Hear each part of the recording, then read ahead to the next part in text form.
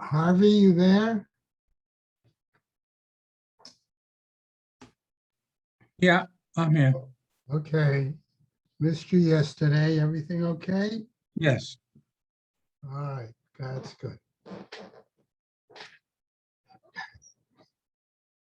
By the way, I know that Lee was talking to Karen the other day about places to stay in Israel. So I think Karen had some ideas for her. Yeah, she sent it to him. I think Lena responded back to her. Thank you. Good. Got another one. Someone gave me a city center or something right off of Miller George, I think, somewhere at the top of Ben Yehuda. Right. That is like it's apartments for rent in a building. Okay. We haven't tried that particular location, but I've heard of it. It may be a little bit more, costly than, Well, it's cheaper than a hotel.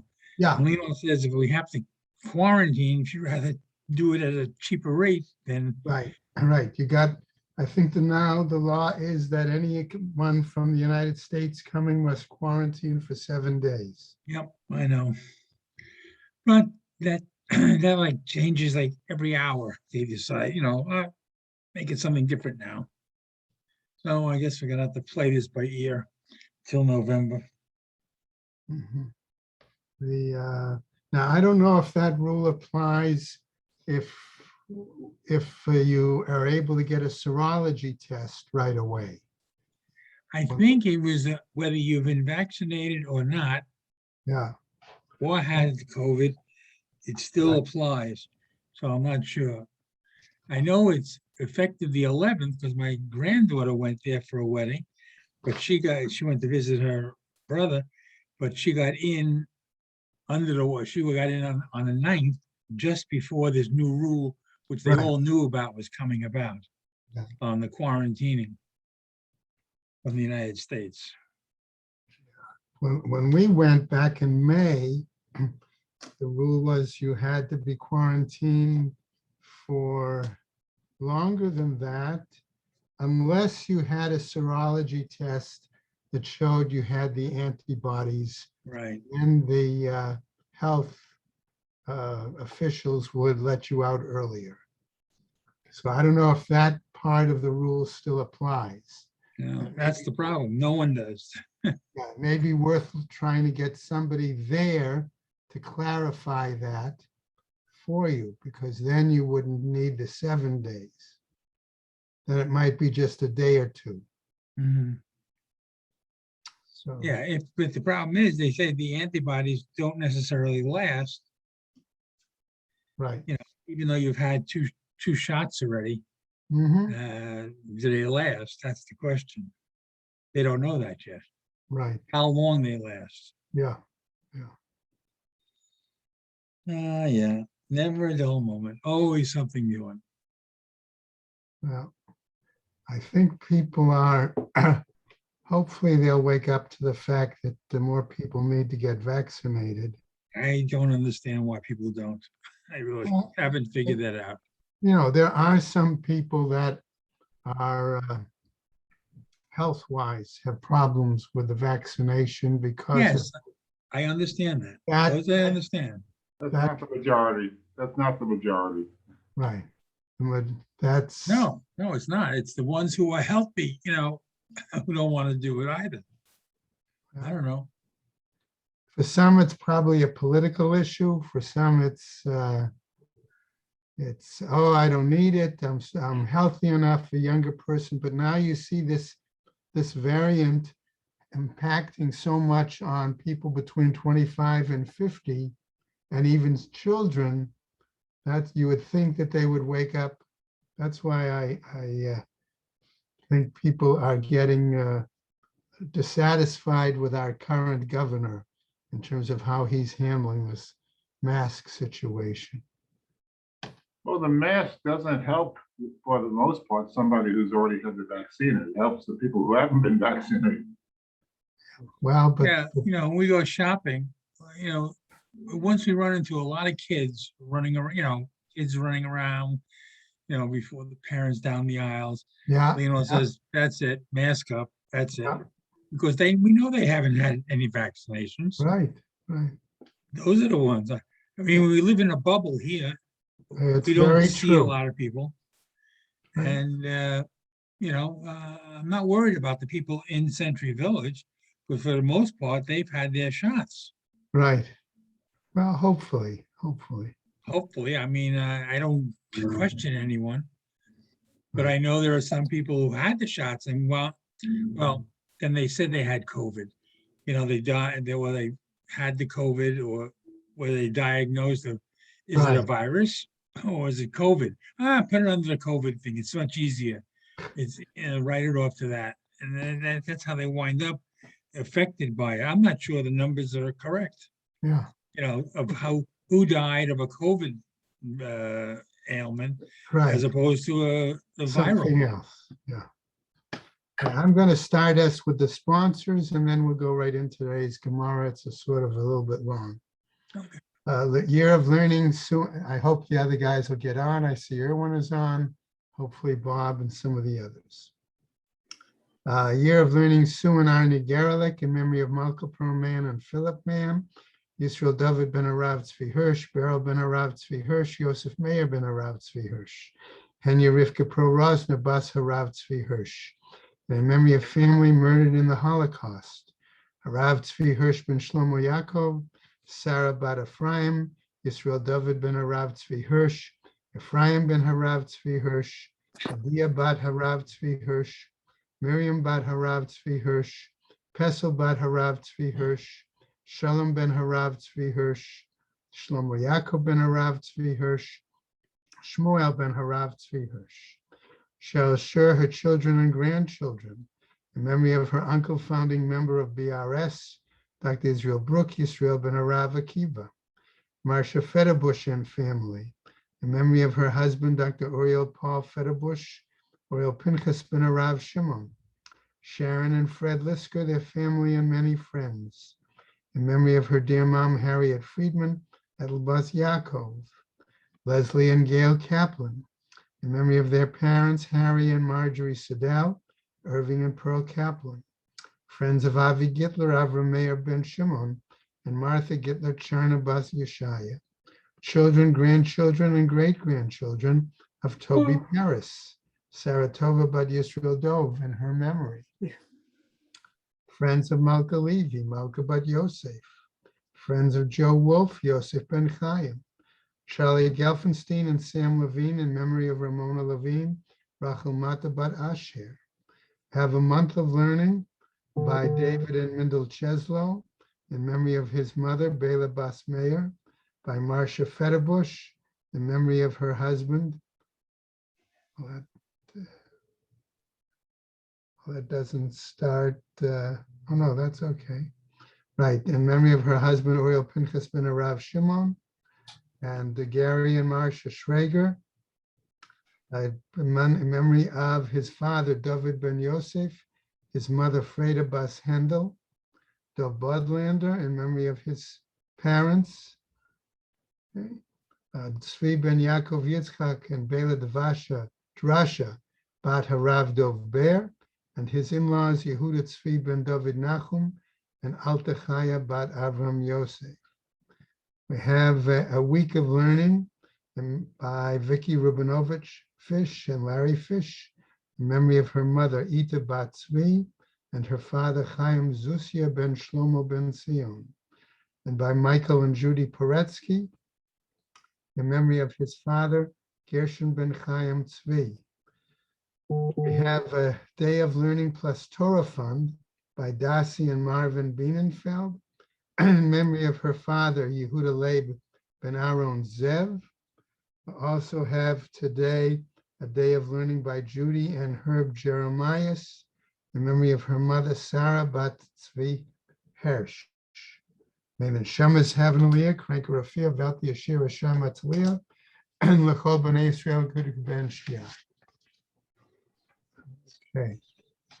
Amen. All right. I don't see the other guys yet. I don't know. They're in Okay, the dark, they don't have power. well, they're not in the, nobody has power in the building. They knew we would be on Zoom. In fact, I was explaining to somebody who didn't get Yeah, on Bob is on. yesterday how to get on today. Stop. Okay, hi, Bob. All Okay, right. is Okay, Erwin on? Erwin is on. Erwin, an old hand at this already, right, Erwin? Yeah, but I forgot the code number. I had to go through the or Torah, Torah or, you mean the Torah or. website? Yeah. Right. Mike's getting on right now. All right, for anybody who doesn't remember, remind me at the end of the shiur, I will give the code number again and the pass name. All right? All right, so even Reb Mordechai got on, Rabbi Mordechai Berg. Shalom Aleichem. Okay, Lamed Hey, Amud Aleph, Gemara is where we start off. Remember, we were talking about now etrog. Okay, and right, we finished up Rabbi Meir Omer Ke'egos, Rabbi Yehuda Omer Kebetza. They were arguing about the size of the etrog at the end of that Mishnah. Okay, so the Gemara starts off, Tanu Rabbanan, says the Braita, right? Pre-Eitz Hadar. Again, remember, we keep saying the psukim don't give clear definition. And so therefore, that's why a lot of the discussion, Mishnah and Gemara, is to try to clarify the fact what it is. Okay. All right. So I just want to point out one quick item here. What I got on? One of the Mefarshim say that generations they were using esrogim. Why now should they all of a sudden have a question, right? In terms of this, hi, Mark. Okay. If that was the minhag, if that was the Masorah, why now raise such questions? And so this particular Perush suggests it wasn't that they didn't know that it was an etrog that was pre-Eitz Hadar. They were more searching for the fact is, how can you use the pasuk as either a source or at least as an ismachta for it being the case? And so that explanation will now help us, I think, clarify, right, that they're not looking to determine all of a sudden why use an etrog, but in other words, clearly we know that etrog is the item to be used. Can we find the pasuk or a source that clarifies that? Okay. So our Braita starts off pre-Eitz Hadar, right?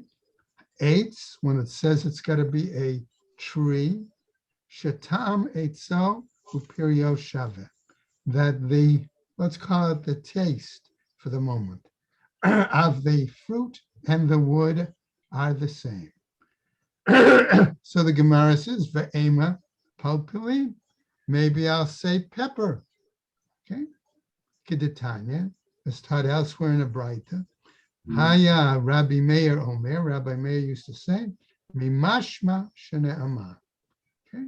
Why does he use the phrase here? Mimashma. Okay. What does that try to come to tell us? I'm going to use the translation that,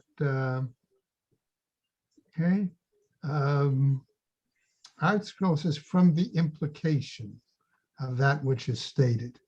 Okay, that's acceptable, but I think it's, again, question of, is it possible to derive from this? Unatatem ko eitz. After all, it says, and you shall plant any tree. A tree is planted primarily for what? Ideally for foodstuffs. Eini yodea shehu eitz ma'achal. Okay, so the Gemara asks, do I know whether it's talking about a food tree? Ma Talmud lomar eitz ma'achal. What does it mean when it says a tree In other words, in this case, hadar understood not just in terms of beautiful, but in terms of goodly. And a good tree is what gives you food, right? Ma tamud lomar eitz ma'achal, eitz shatam, eitzo uperio shaveh, have omer ze pilpulin. So if you're talking about a tree where the fruit and the bark, so to speak, the wood, it has a similar taste, maybe that's pepper, right? Lelamedcha shehapilpulin chayavim ba'arla. That, however, comes to tell us that the pilpil, that the tree that grows the, let's call it for the moment, berries, that can be produced for pepper, okay, that it is subject to the requirement of orla. Ve'ein Eretz Yisrael chasera klum. And the land of Israel is not missing anything. In other words, all kinds of plants for which are needed for as foodstuffs can be found in Eretz Yisrael. Shneimar lo techsar kol ba. As said in the pasuk, there's not anything lacking in it. Okay. Now, so the question goes on. Hatam mishum de lo efshar. Okay. We're saying there, though, that if it were to refer to pepper, that's not possible to fulfill the mitzvah with peppers, right? Hechi na'avim. Okay, what would we do? Okay, nidnkot chada. If you were to take one, let's say, pepper berry, right? Lo minkara lekichata. You wouldn't recognize. In other words, it would be so small that it would get, so to speak, lost as part of the arba meaning, right? Ninkot tre otlata. Okay, if we were to take 2 or 3 of these pepper berries, okay? Right, Amar Rachmana, says the Torah, v'lo shnayim u'shlosha perot. That should not be taking 2 or 3. One says to take only 1 fruit and not 2 or 3 fruits. Hilkach lo efshar. Therefore, that cannot be the example. Rebbe Omer. Rebbe now gives another explanation to this original Braita. Al tikra hadar. Don't call it hadar as in, let's say, beautiful. Ella hadir, okay, rather meaning the corral. Why? Madir ze yesh bo gedolim uktanim. The same way that a corral has animals, okay, sheep perhaps, or goats, things like that, right? That are larger and smaller. Tmimim uba'ale mumim. And that has some also that are more perfect and some that are blemished, right? Hachanami, here too, yesh bo gdolim uktanim, tmimim u'ba'alei mumim. So likewise, he says that in regards to the fruit, okay, we have some that are larger, some that are smaller, some that are more perfect, and some that are blemished. So the Gemara says now, Atu sha'a perot lit boho gdolim uktanim tmimim uba'aleim mumim. Since, okay, says the Gemara, a situation is such that we also have other fruit, okay, that don't they also have larger or smaller, perfect or unperfect, right? But rather, this is what the Rebbe really means to say. Ad sheba'in ktanim adayin gedolim kayamim. That until we have the smaller fruit, in other words, an etrog, remember, it doesn't grow until you removed an existing etrog. So unless you remove the bigger ones, a smaller one won't grow in its place. Ktanim adayin gedolim kayamim. Okay, and if you don't cut it off to use it for sukkahs, that particular etrog is just going to continue to grow. Now, we're going to get to another drush. Rabbi Abahu Amar, al tikra hadar, don't call it again hadar, again, ella hadar, right? Don't call it beautiful, but I'm going to say that which dwells. Davar shedar be'aleinu mishana l'shana. Okay, so this is something that comes from, right, dwells on the tree from one year to the next. Now another drush. Ben Azai Omer, al tikre hadar, ella idur.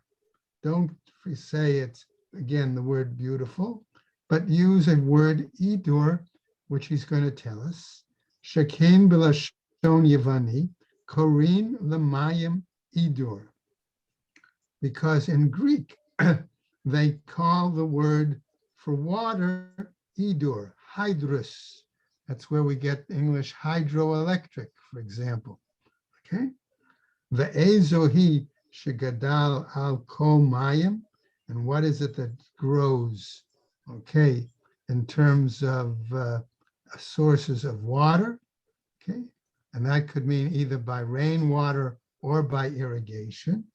Right? Shegadlo al kol mayim, have omer ze etrog. That tells us that it is the etrog. Now, new piece from our Mishnah. Shel Asherah v'shel ir hanidachat. We said that an etrog that came from a tree that had been source of idol worship, or a city where idol worship was incurred, that etrog is invalid. My Tama, what's the reasoning? Asks the Gemara. Kevan d'sleifakai, because we consider it, given the requirement to burn property of the Irnidachat or the right Asherah, since it's as if decreed to be burned, it's as if it's no more, if it's no longer viable, right? And that's what the Gemara is going to tell us.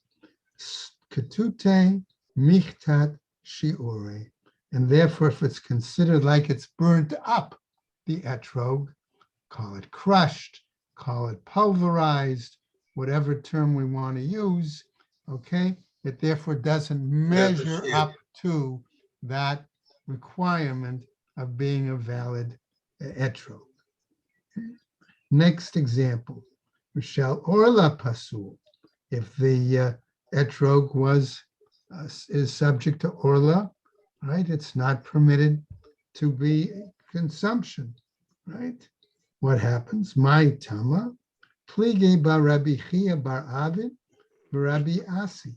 So we have a machloket here. And this machloket is going to form the basis for some further discussions as we continue in the Gemara. Okay? So what happens? Chad Amar Lafisha Einba Heter Achila. One says, why is it forbidden? Right? Because we don't have, okay, any, it's basically not one's property. And since it's not one's property, it's therefore not edible. Okay? V'chad Amar Lafisha Einba Din Mamo. And the other one says it has no value, and therefore it doesn't satisfy the requirement of ulikachtem, that you should acquire or purchase it. Okay? Kasalka da'ate. Okay, we may have thought in terms of their opinions. Man de ba'e heter achila, lo ba'e din mamo, that the one who required the necessity for it being to be consumed as an edible, okay, he doesn't use the argument of the value. Uman de ba'i din mamon, lo ba'i heter achila. and the one who argues about its question of value doesn't deal with the argument of consumable. However, the Mishnah now, a new Mishnah, Tnan, Shel Truma, Tmeya, Psula. But we have another part where our Mishnah said that if it is Truma Tmeya, right, and therefore it is invalid, right? Now, says the Gemara, Bishlema Laman da Amar Lafisha Ein Ba Heter Achila Shapir. That's acceptable, I'm going to say, for the one who argued that it's a question of consumable. That's well that he argues, because Truma Tmeya, Truma, first of all, would only go to the Kohen. And if it's Tmeya, even the Kohen can't eat it. Right? Ela Laman da Amar, Lafisha Ein Ba Din Mamon, Amai. But according to the one who argues that it has no value, why then could he say that it's pasul? After all, says the Gemara, Hare Masika Tachat Tavshilo. Namely, he could still take that Truma Tmeya and still use it, because he could use it to burn it as a fuel under his foodstuffs. So he could still get the Kohen, even though he couldn't eat it, okay, he could still use it and it would still have value for him. Ella, rather, says the Gemara, the heter achila kuli alma lo plige de ba'inen. Okay, right? That we say with regards to the issue of consumption. Okay, that's clearly they're not arguing about that. That's required. Ki plige bedin mamo, but where they argue is the question of it having some value. Now, mar savar heter achila ba'in. Maybe their argument, suggests the Gemara, is that one master holds, okay, that what has a consumable value, consumable, or able to be consumed. Din mamon lo ba'inan, and that therefore this issue of the requirement of a value is not necessary. Umar savar din mamon nami ba'inan. And perhaps if the other argumentor, let's say, all right, is of the opinion that not only do we say that it has to have achila, but also does require to have some value, right? My benayu, but what then would be the difference between them? Ika benayu ma'aser sheni shebiyerushalayim. What would be the difference between them is the fact that an esrog that comes as Maaser Sheni in Jerusalem. Okay, Maaser Sheni could be eaten in Jerusalem. So therefore that would satisfy both of them, right? At this point. But what about the question of having value? That still is the issue. Aliba the Rabbi Meir. According to the view here of Rabbi Meir. Why? Because we're going to see here that there is a issue of the fact of who really does the Maaser Sheni belong to once it's brought to Jerusalem. Okay? Yes, you as the farmer or whatever are going to eat it. Does that mean that it's yours? Or once you bring it to Jerusalem, because you have to eat it there according to the Torah, do we already say therefore that it belongs to Hashem? And so that is Rabbi Meir's view, okay? That if it belongs to Hashem, once you bring the Maaser Sheni to Yerushalayim, it no longer has value for you. The man damar lefisha ein ba heter achila. according to the one who says, right, that you don't have permission to eat it. Hare yesh ba heter achila.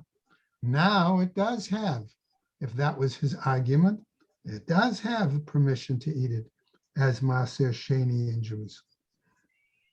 Laman da Amar Lefi she'en ba din mamon, okay, the one who says it doesn't have any financial value, Maaser Sheni mamon gavoahu.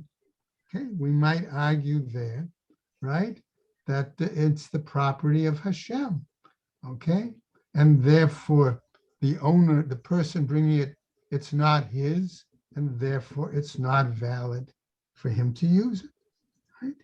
Tistayim, let us conclude then, or assume the fact that Rabbi Asi, the Amar Lefi she'en ba din mamon, that it's Rabbi Asi is the one who said, argued about it not having financial value. The Amar Rabbi Asi, as said elsewhere by Rabbi Asi, etrog shel maaser sheni l'divrei Rabbi Meir, that the status of an etrog as part of maaser sheni, okay, is according to the view of Rabbi Meir, namely, ein adam yotzei bo yedei chovato b'yom tov. Okay, that a person, right, doesn't fulfill his obligation on Sukkot with the mitzvah of the Arba Minim with it. Why? Well, because it doesn't belong to him. And it says, Ulekachtem, v'divrei chachamim, but according to the sages, Adam yotzei bo chovato b'yom tov, that a person does to fulfill his obligation on the holiday. Tistayim, and therefore we need to conclude, okay, that indeed it was Rabbi Asi who had that view. Now the Gemara comes back and wants to examine in more detail this whole issue.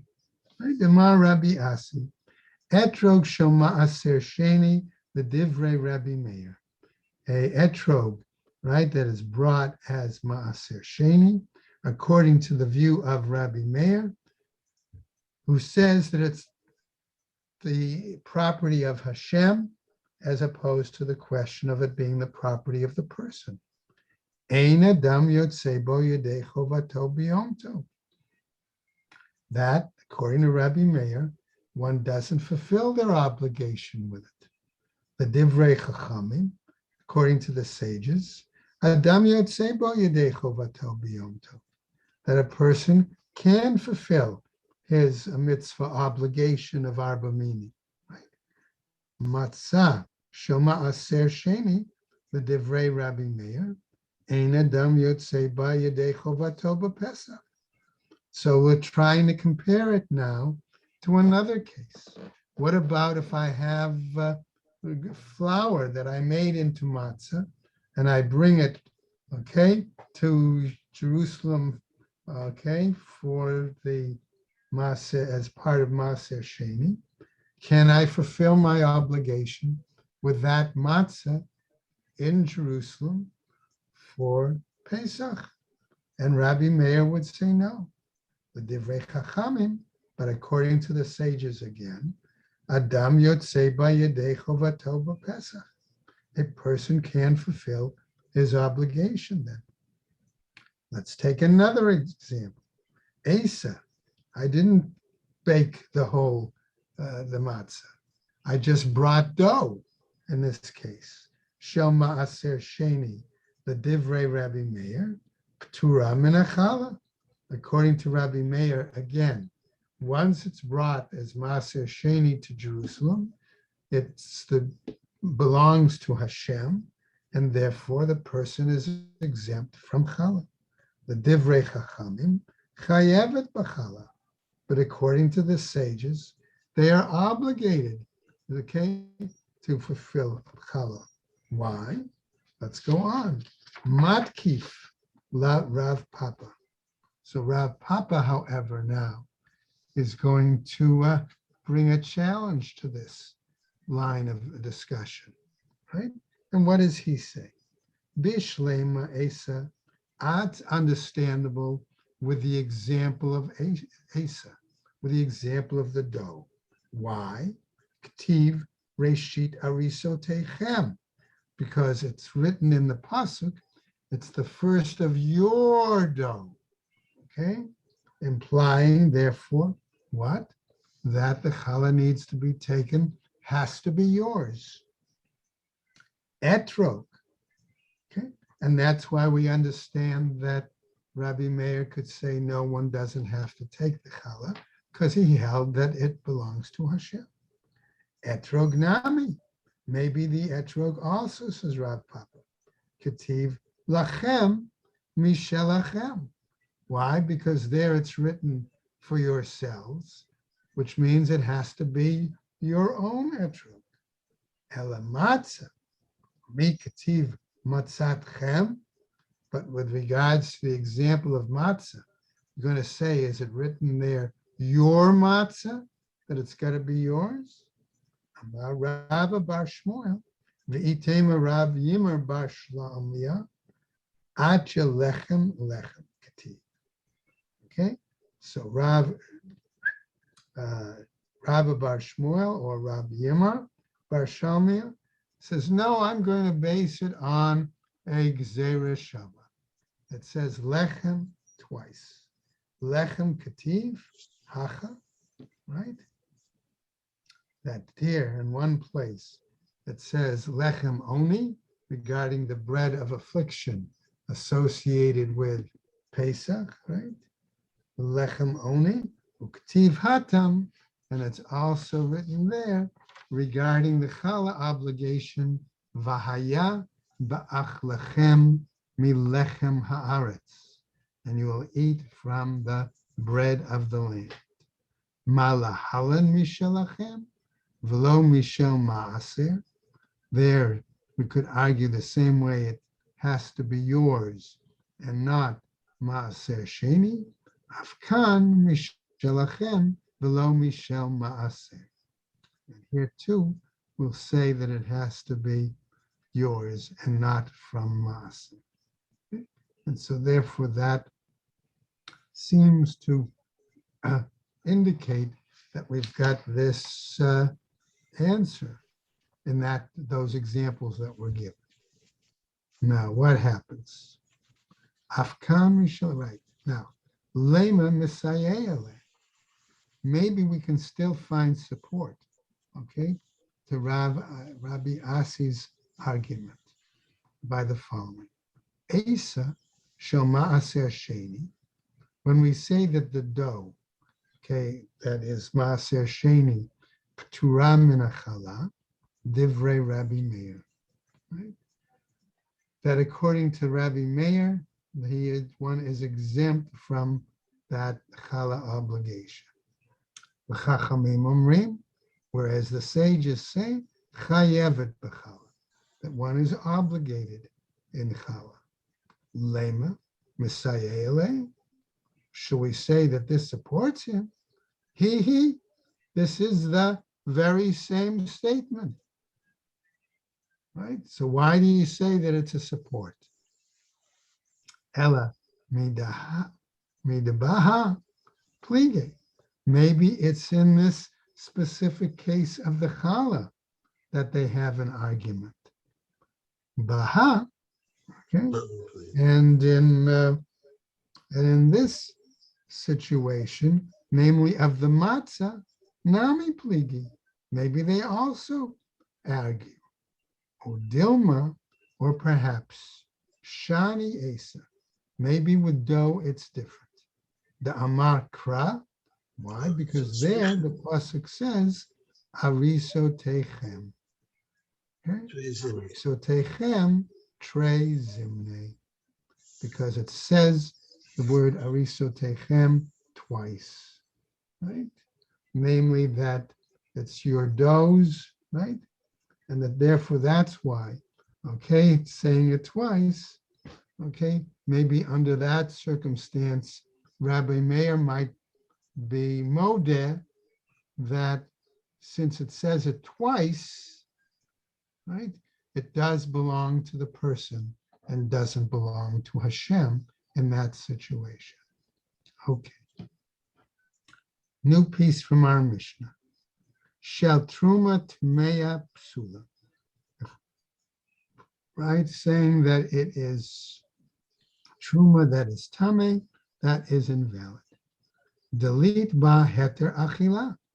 Why? Because simply the etrog is not permitted for consumption, right? V'shel truma tahora lo yitol. And now, since we mentioned truma, what about if it's not impure? If it's good truma, right? One shouldn't take it, right? Remember we said one shouldn't take it lechatchila, according to the Mishnah. But if they did, it's kasher, right? That etrog. Pligi ba Rabbi Ami v'Rabbi Asi. Here again, right? It's the same kind of argument, right? Between Rabbi Ami and Rabbi Asi. Chad Amar, okay? But it's not the same rationale, okay? What's the rationale here? Chad Amar v'pnei shemachshira, okay?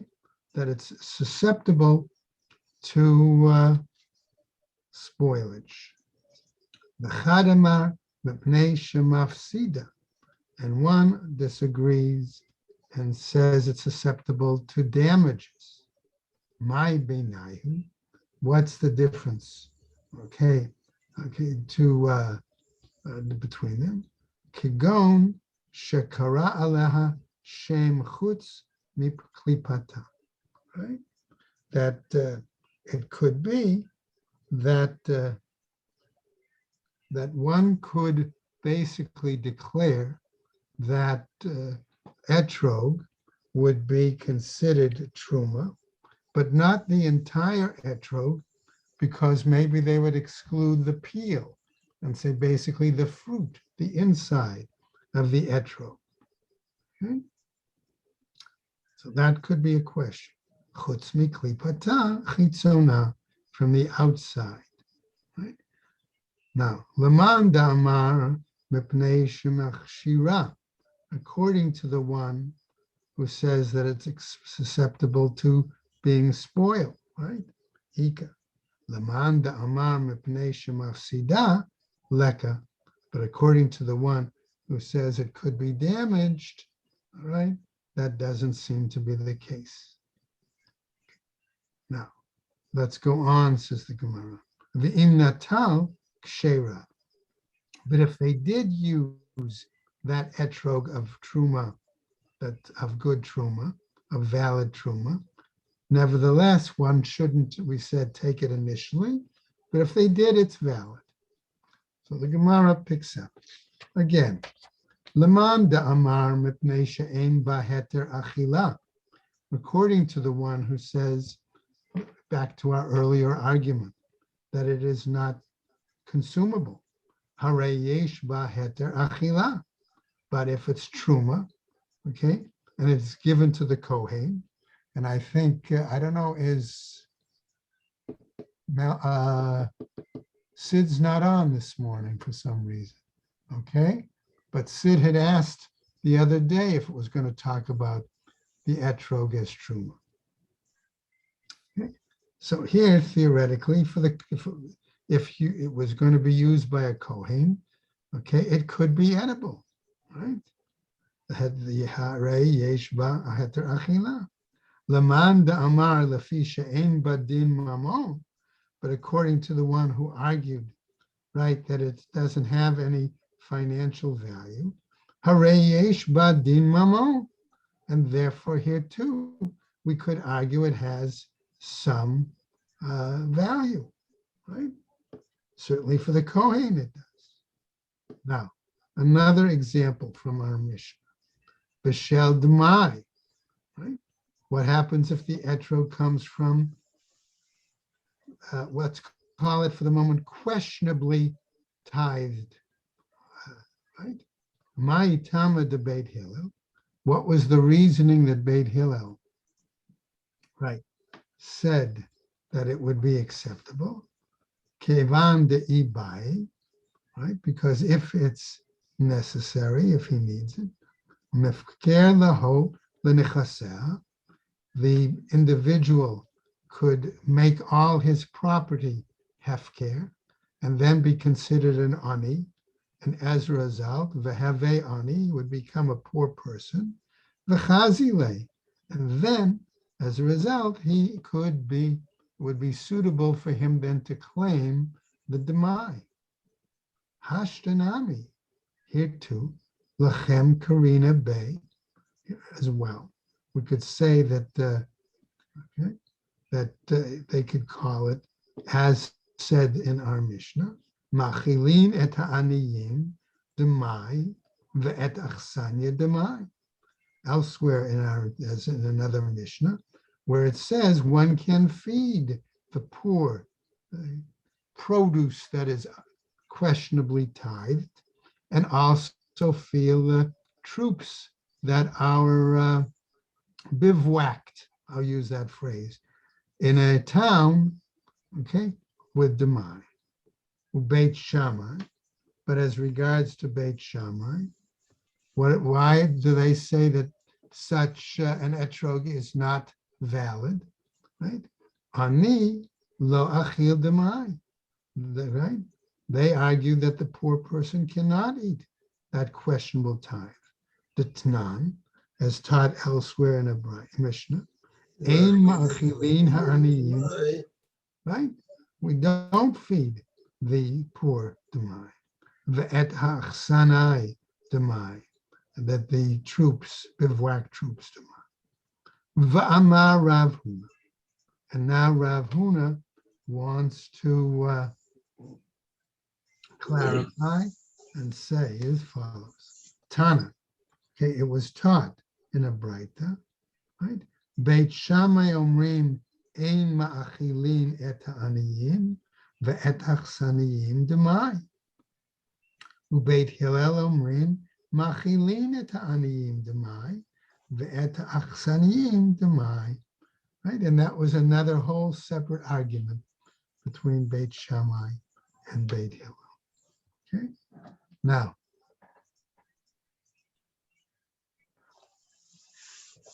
okay, we'll go on. Back to our Mishnah. So that's a sheni. Right? Shema aser sheni sheb'Yerushalayim. Okay, what again now about this etrog, right?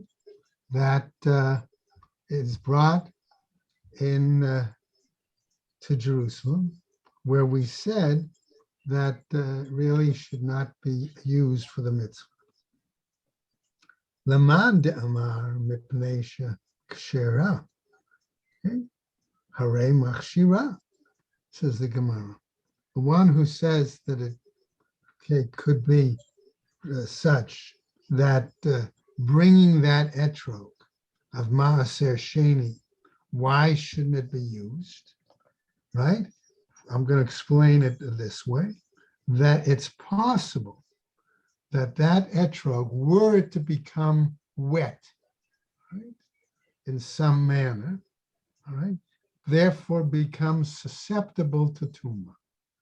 Now, under what circumstances might we consider that being the case? Example I'll give would be the following. This is based on a statement in Kohen. If they wanted to keep their lulav and hadassim and aravos fresh, right, since they're plants, they may have kept them in a container of water. And so when you take and lift up your three minim that are bound together like that, that water could then be conveyed to the etrog and thus render that etrog susceptible to tumah. So that's how I'm suggesting hare machshira. Okay, that therefore we say that it's possible then that it is going to be susceptible to tumah, right? Laman damar mepnei shemafsida hare mafsida. And according to the one, okay, who says, right, that it's regarding the etrog here of truma, that it because it might be spoiled or something like that, hare mafsida. Okay, it's happens, don't use it because again, it could spoil it. Now, but it said ve'imna tal kshera, right? But it said if one did wind up using that ma'aser sheni etrog, it's still valid. What's the point? Laman da'amar mipnei she'ein ba heter achila. According to the one who said it's not permitted for consumption, divrei hakol, then everybody agrees, right? That it could still be used. Laman da'amar lefi she'ein ba din mamon ha-mani. But according to the one who said it doesn't have, excuse me, any monetary value, whose opinion, okay, is this, right? That would say it would be acceptable. Rabbanan, this has got to be the opinion of the rabbis. Okay. Now what happens? We get to another piece from our Mishnah. Now, this particular section of the Gemara, before we go into it, if you're using Art Scroll, I want you to look on 35b3, the lower left-hand column, where it shows again a diagram of a etrog. And we see, for our purposes initially, that we're going to talk about note number 26 there, where it tries to define the phrase, the chotem, of the nose of the etrog.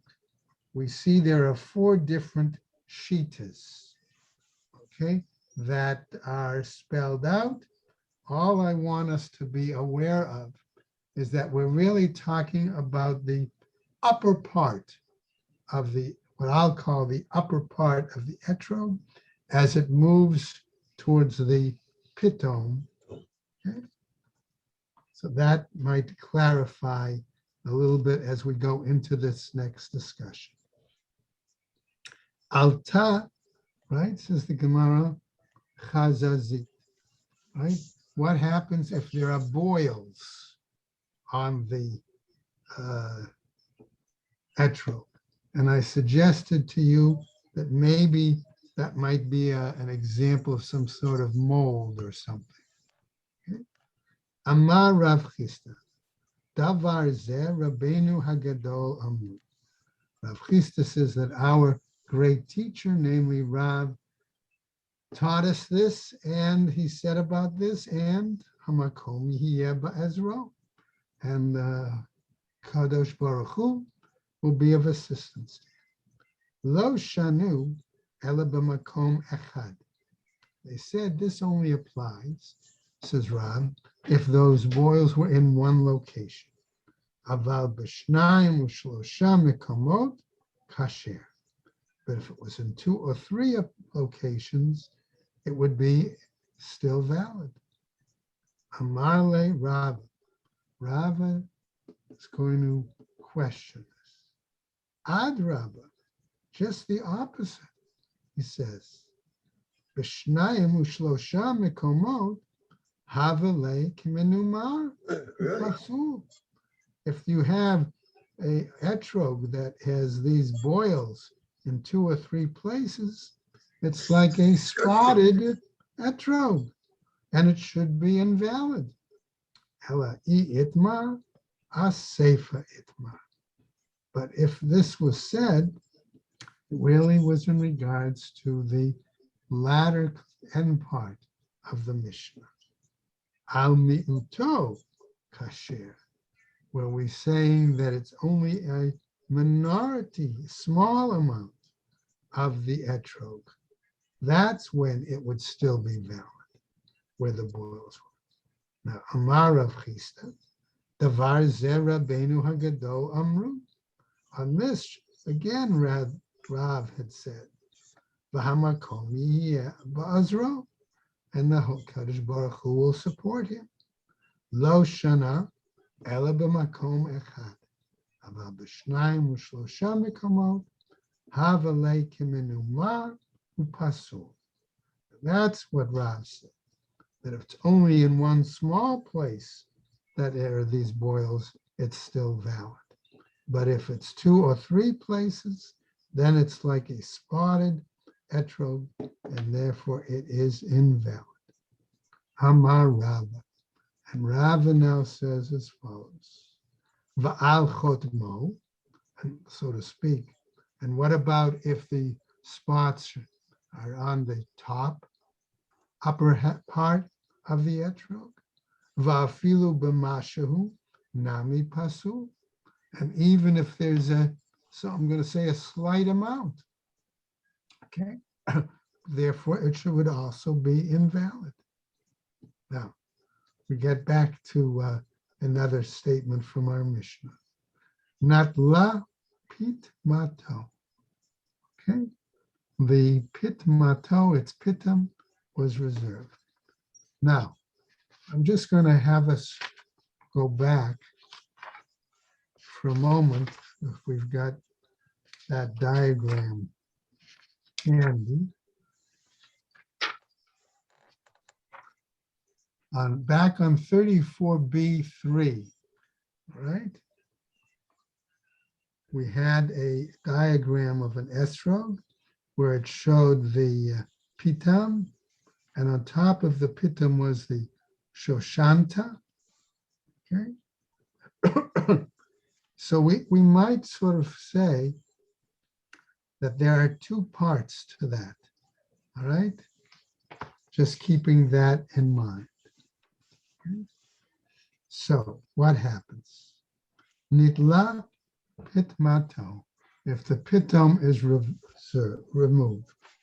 Tana Rabbi Yitzchak ben Elazar, he said as follows, Natla bechonato. Okay, what does he mean? What happens if it was removed? Okay. Right. So that's the question. Niklaf, if it's, let's say, the upper end is peeled, right? What happens? Amar Rava, says Rava, Hai etrog, the iglid kahane sumka kshera. Okay. We might say that what happens if it's, right, the reddish, right? So I'm going to use that, it became discolored, right? Right, if it's reddened like a date, let's say, right, it's still valid. V'ha'anam, but here we taught niklaf pasul, that if we taught if it was peeled, in other words, it would be invalid.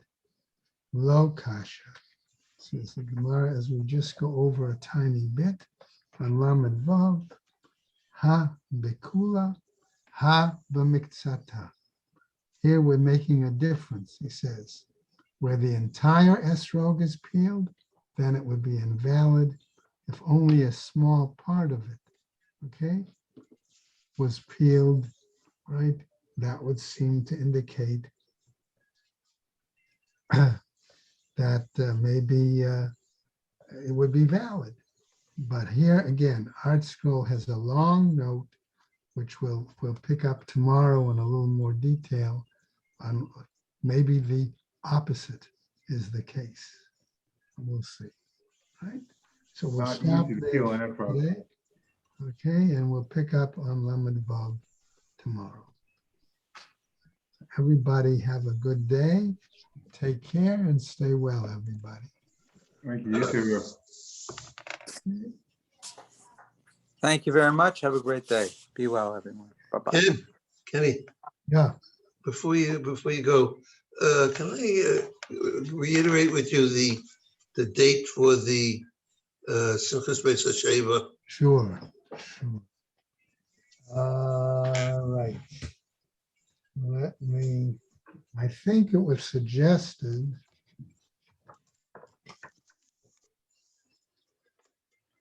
That it'd be the 26th. Right, of September. That's Sunday night.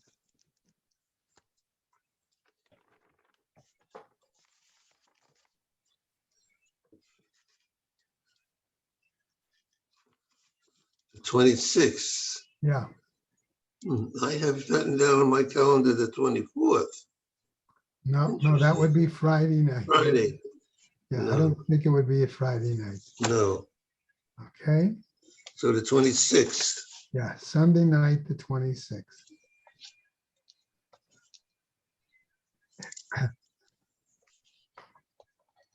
Okay, All right, we have to talk about it a little bit more, okay? all right, Yeah, fine, thank you. sure thing. Okay. All right, guys, everybody stay well, take care. You too, Reb. Thank you. How are you, Steve? Baruch Hashem, and you, Thank God, okay. all the best. You too.